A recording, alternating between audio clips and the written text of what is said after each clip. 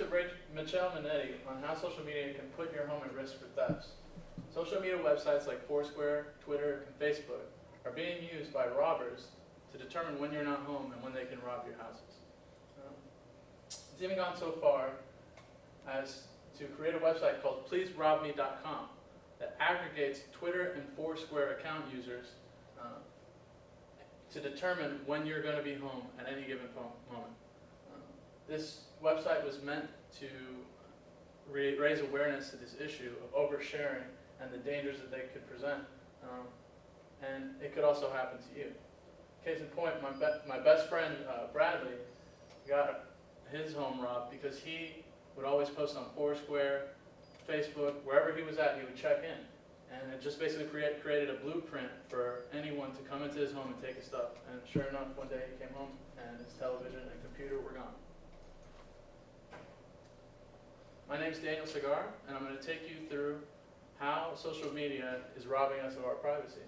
To do this, we're going to look at the lack of security that it presents in privacy.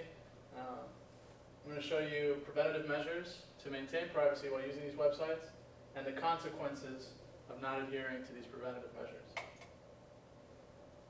First of all, why do we need to maintain privacy? According to George Berriou, privacy is a basic human need. It facilitates vulnerability, and without vulnerability, intimacy cannot occur.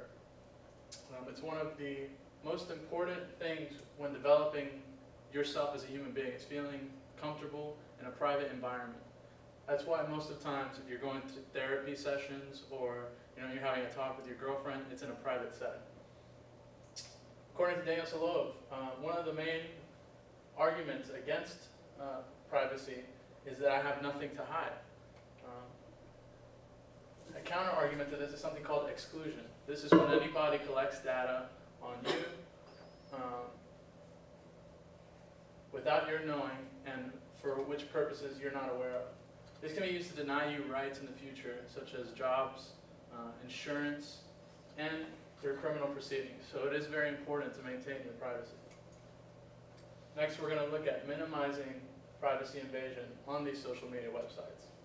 According to Mike Johansson, 9 ways to maintain privacy on social media and the web, some solutions include signing out of your accounts when you're done using them.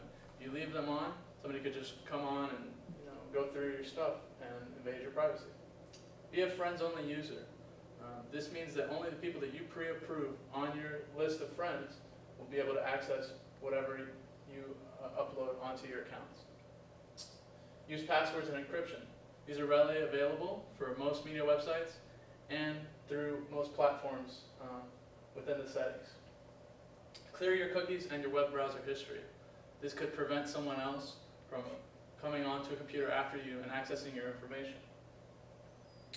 Review apps that have access to your social media websites and delete those that you're not currently using. According to the Privacy Rights Clearinghouse, another good way to prevent and minimize privacy invasion is to mask your identity. Some people like to use fake names or aliases while going on these websites so that they cannot be traced. Know the privacy policies for each of these websites and programs that you use. They constantly change, and you are responsible for maintaining knowledge about how these things work. Don't publicize your vacation plans. This goes back to the point of getting robbed. If people know that you're not going to be home, they're more likely to be waiting at your house when you're gone. And don't divulge any personal information like cell phone numbers, addresses, or family data. Finally, we're going to look at consequences of the invasion of privacy through social media. According to the Pingdom Tech blog, social media is creating a surveillance society. Invasion of privacy is pervasive, creating a 1984 Orwellian-type police state. There is no privacy in conversation or public movement.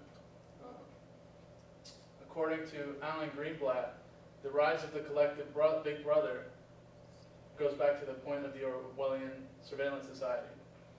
Facial recognition can be used to track all of your posts and determine where you are at any given moment. Information is waiting to be abused by any given party, and it's up to you to make sure that you are adequately prepared to deter them.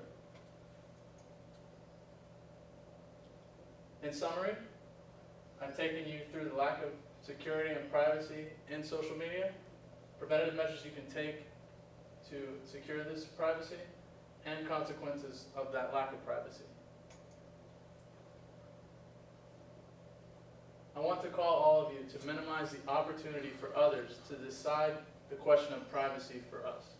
It's very important that we do that. And I'll leave you with a very discouraging fact.